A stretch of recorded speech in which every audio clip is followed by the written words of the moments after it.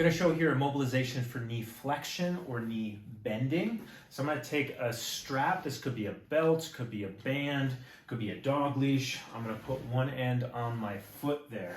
So use whatever you have. I'm then going to turn over and I have this strap going over my shoulder here. And then I'm going to start by just kind of rhythmically bending and straightening my knee there. And then after I do that for 10-15 seconds, I'm going to come to the end range of my knee flexion. Let's just say it's there for you.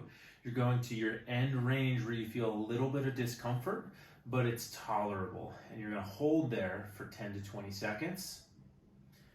And then after that, you're going to release. You're going to do another kind of 10 to 20 seconds of some rhythmic motion in and out of your range that you have.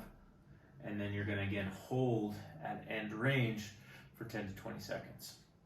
We're going to right at the edge of our tolerable range of motion. So if you're stiff or painful, as you kind of bend it further, I want you to go right up to the edge and then maybe just a little bit of overpressure. So it's uncomfortable, but you can still breathe. You're not grimacing.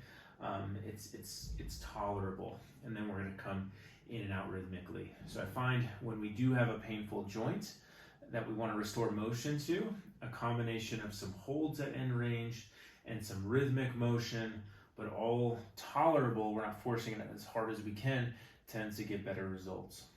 If your low back is uncomfortable in this position, you can see my low back is a bit arched.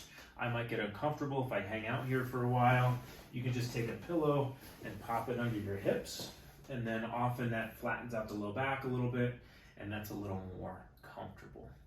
So this is the face down knee flexion mobilization.